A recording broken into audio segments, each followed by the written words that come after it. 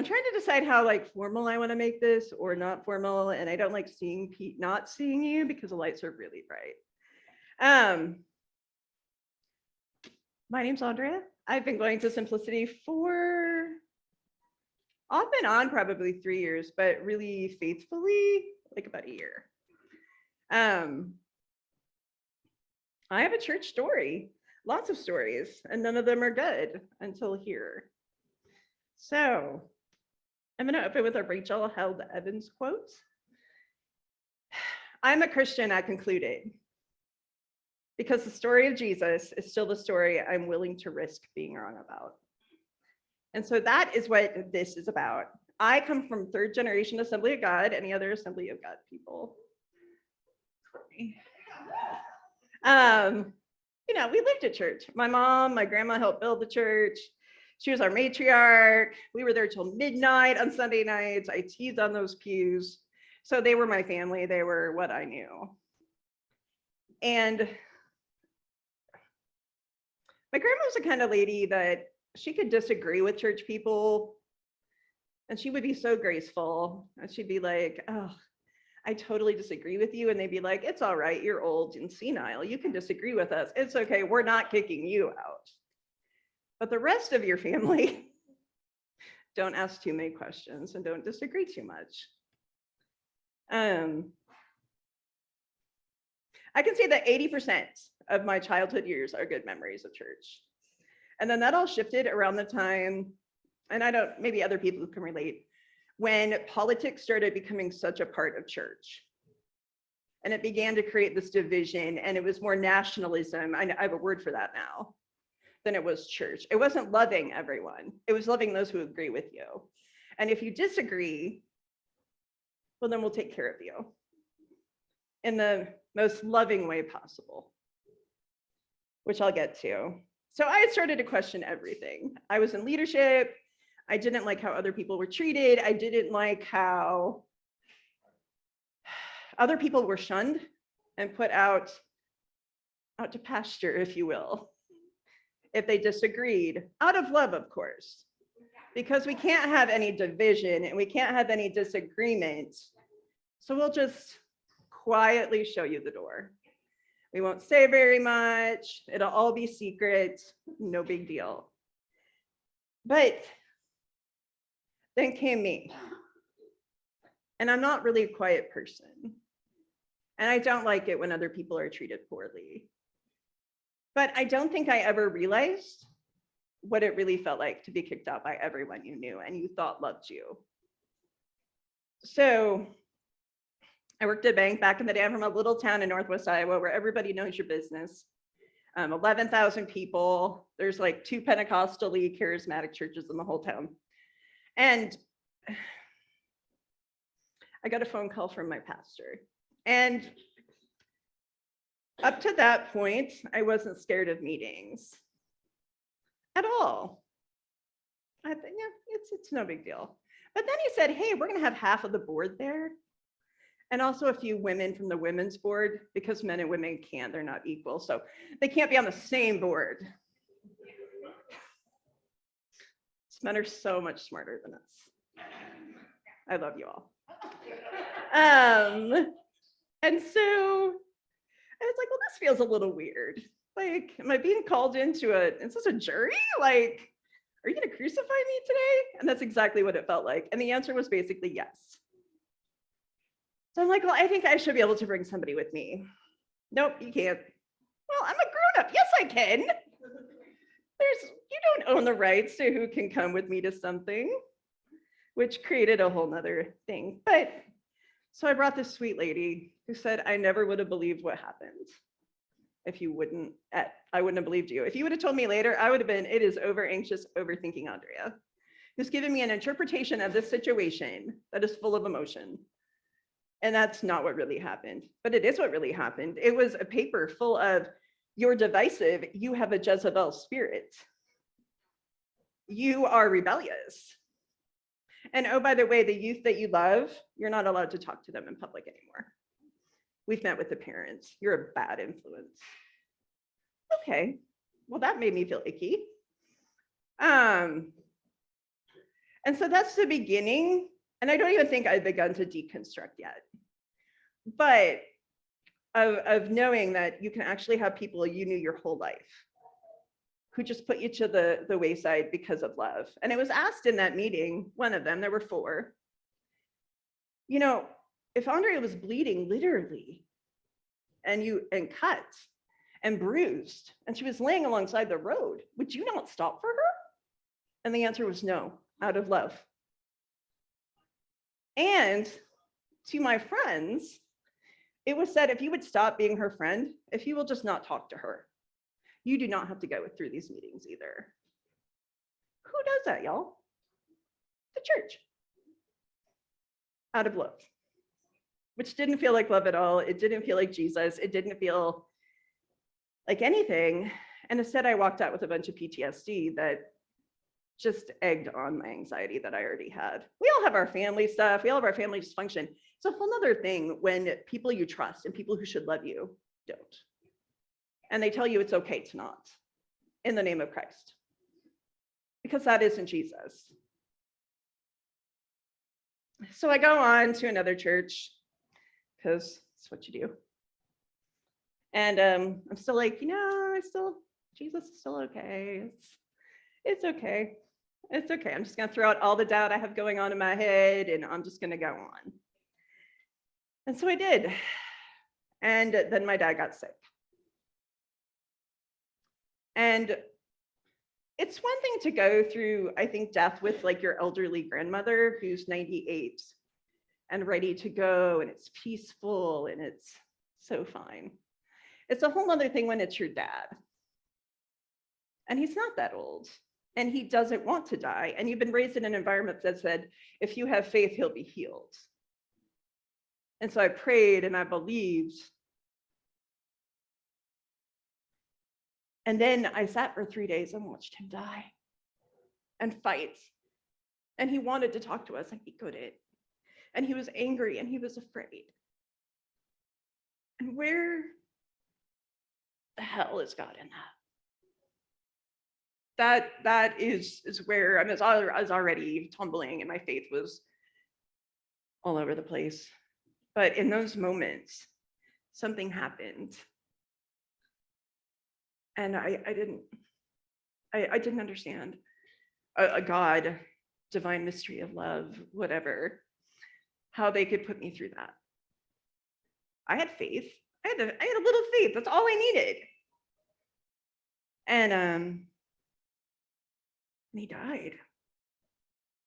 And I didn't deal with that grief. I shoved it down, didn't talk to anybody about it, didn't talk to anybody about what was going on in my head and the faith space or any of that, because pastors weren't safe. And my family, we don't share our emotions. We are not talkers. If they're watching on Zoom, I love you. But we aren't. We just don't talk. And so then I thought it'd be a great idea to go on a Mexico mission trip. This is going much faster than I wanted it to. Okay. And so we were there doing our thing, doing what you do on mission trips, which is just a lot of singing and a lot of kids ministry and a lot of praying for people. And it didn't feel like we were doing anything very helpful for anyone. But I had an experience that changed my life. And it would usher in a lot of really bad things and a lot of doubt and a lot of emotion, but it ended up being really, really good. So I might get the story kind of wrong, but I think we were taking beans or seeds or something up this mountain. We were told, you can train for light hiking. That is what we were told. I'm like, I could light hike. I am not a hiker. I don't frequent running. I don't do inclines. You guys know it. No. So we start this journey up this mountain. I have two people on my team I don't know. There's a sweet missionary man who thinks that probably we all have our crap together. And he's like, here we go for Jesus. And a little bit up, I was like, oh, this really sucks. Like, I don't want to do this. Whose idea was this? It's muddy. I'm getting dirty. I don't camp. Gross. And so many, and at that point, I still like had my guard up. I was like, it's all right, we can do this. Well, this is just turning into an all-day ordeal. Like, I'm like, this is not just a quick hike. Like, this is hours. And there's this, well, at that time, kid named Steven. And he was like, I'll carry your pack when you're ready for it. And I was like, get out of my space. What? I can carry my own pack. I do not need your help. What? You don't really. No. So anyway, I'm mad in my head. My faith is unraveling like crazy. I have no defense anymore. My body is worn down. Everything is hitting me. The death of my dad. God, what do I think of God? What do I think of faith? What do I think of any of this? And I slipped, I fell in the mud, which was terrible because it's gross. And I was like, no, do not help me up. I have this.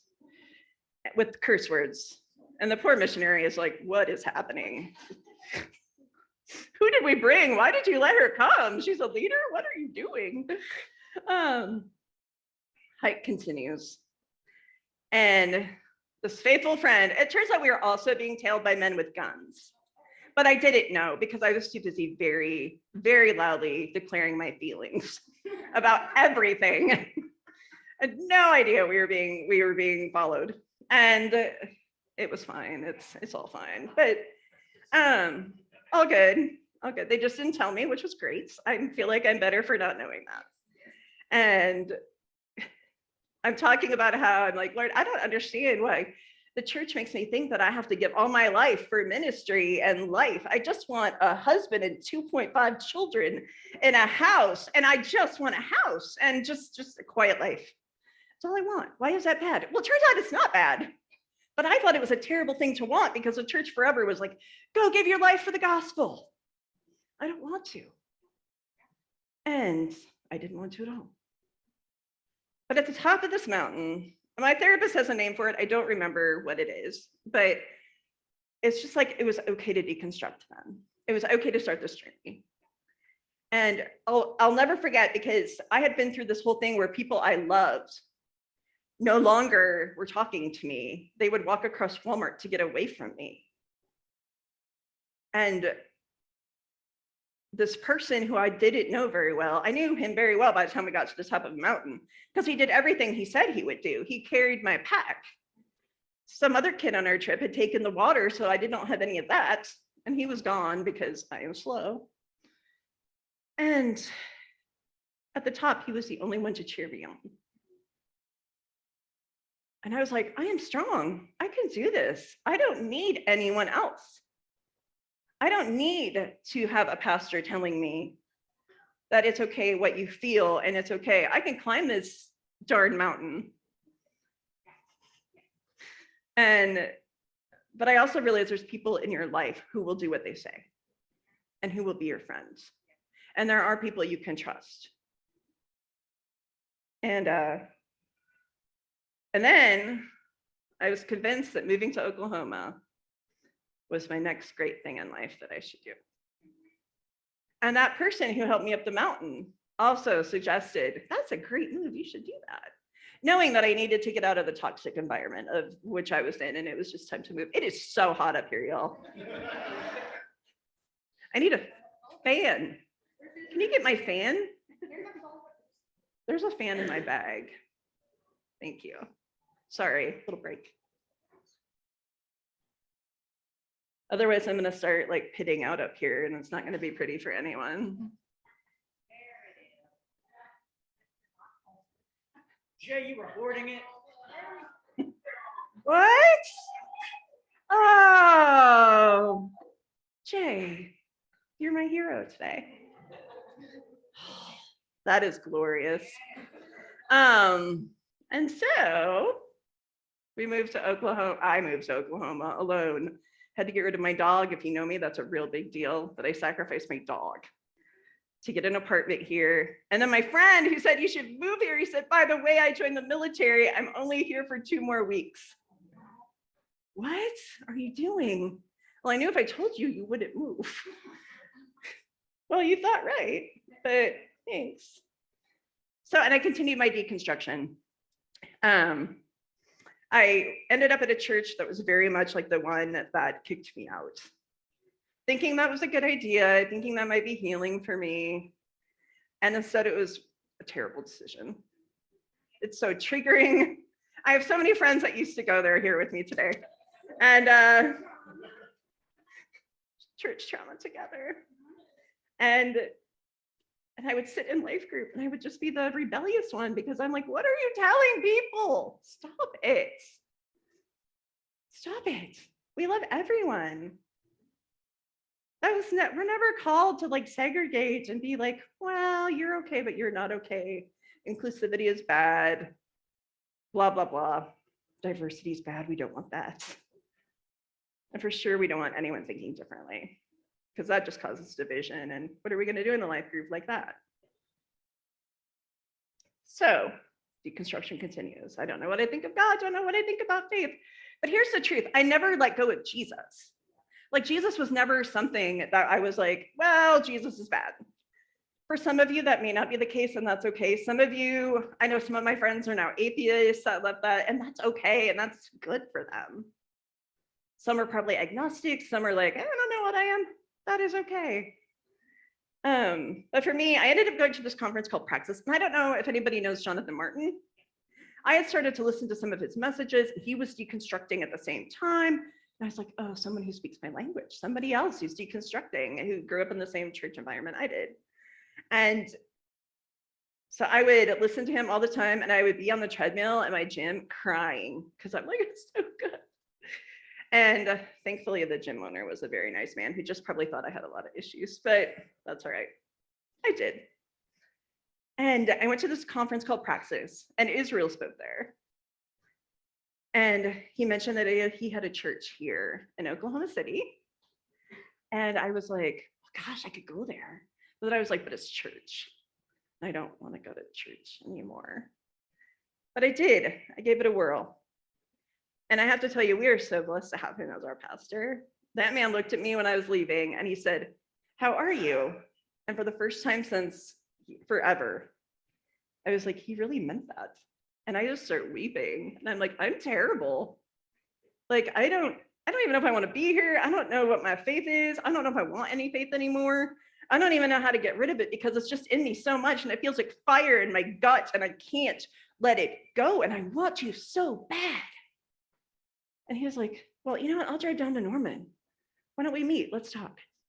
And for weeks, he drove down to Norman to just let me talk. And Norman from Edmond is a drive. And I would just talk and talk and talk and talk. And I can talk. And he would just let me. And it was the most healing time.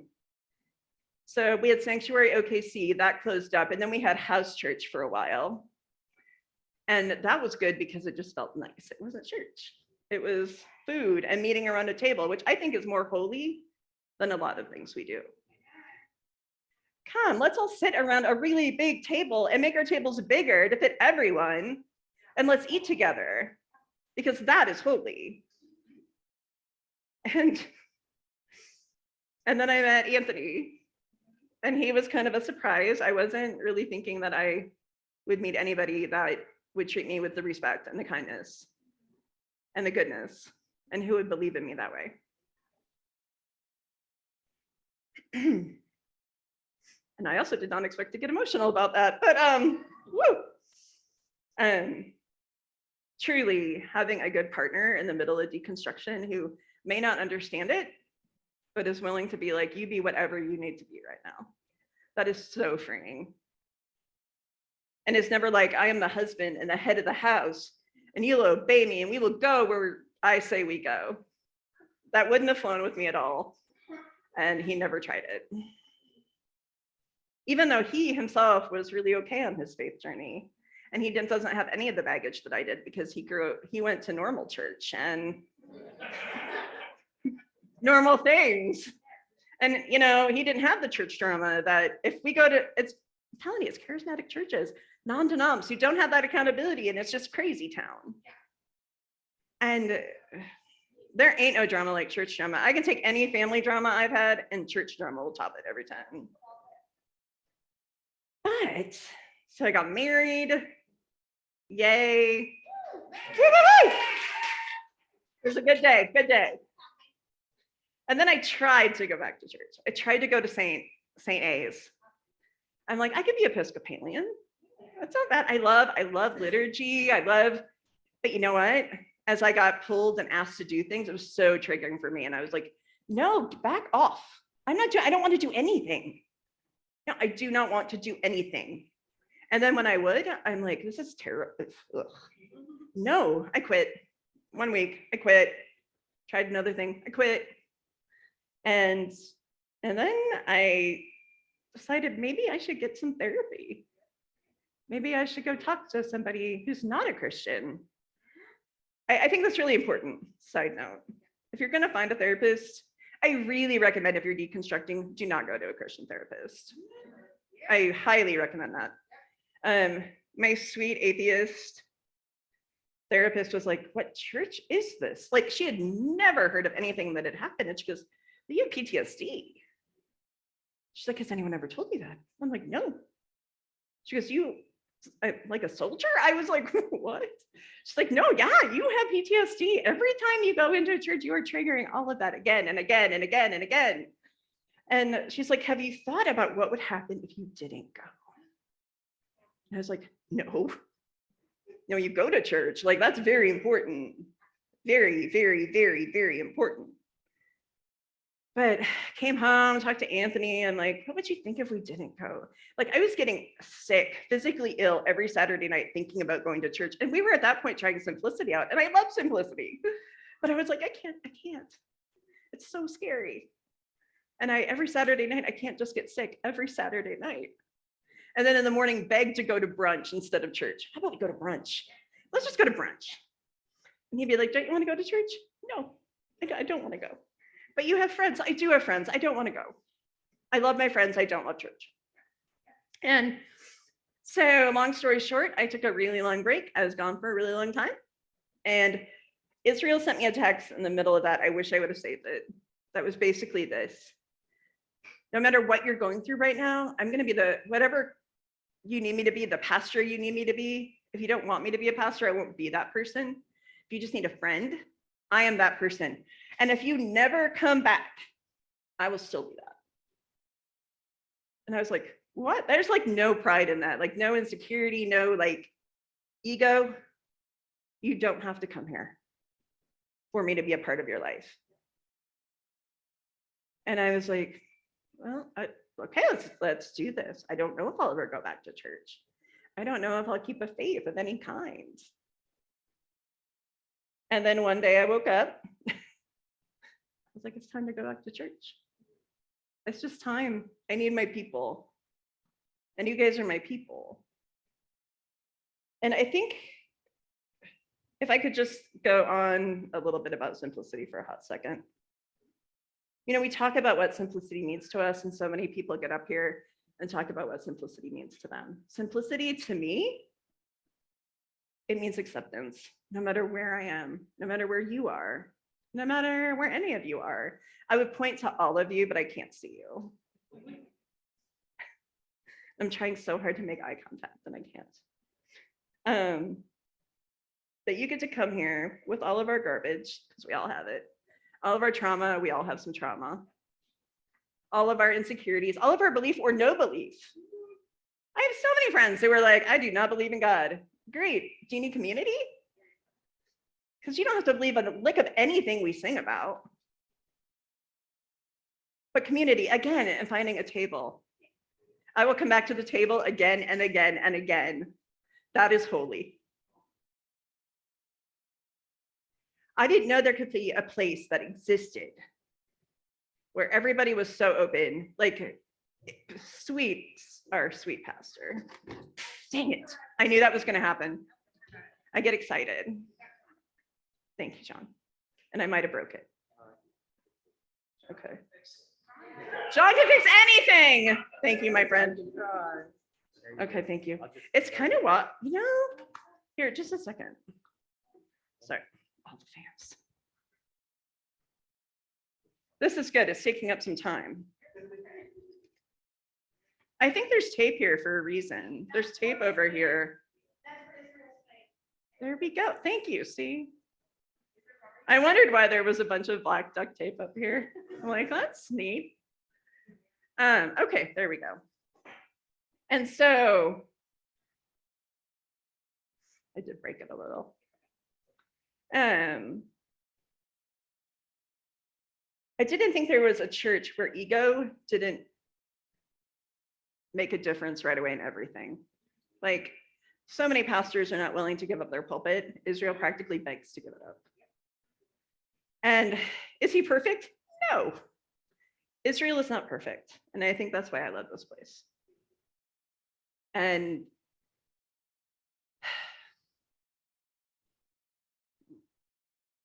I think in so many ways, Simplicity has saved all of us. Like, I hear Kim talk. Like, in all of our journeys, they're so similar and so different.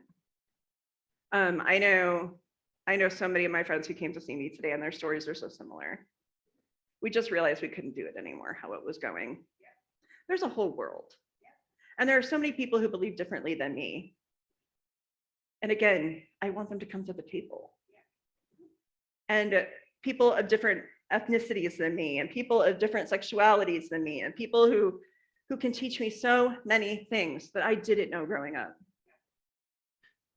I sat in one of Richard's queer theology classes, woo-woo, at St. A's, and it changed my world. It really did. I was like, what? There's so much freedom. And I know I'm going off on a tangent, and really I'm kind of wrapping up, but it's wherever you are today, just be where you are. Amen. Bring all of your stuff. If you just want to run out the door afterwards, do it. I do it all the time. You don't have to talk to anyone. You don't have to do anything. But know that you are loved. If not by anyone else other than me, I don't even know you. And I can tell you, just because that's how I'm made, I love you. If you want to talk church stuff, please come find me. If you don't want to talk about anything, come find me anyway. I would love to meet you. And it was short-ish, but and not nearly as scary. So everybody should do your My Story, because this is not terrible. It could be worse. You could be climbing a mountain in Mexico, having everything disintegrate about everything you believed, and falling in mud. So there's not even any mud. So I love y'all. Love you. Thank you.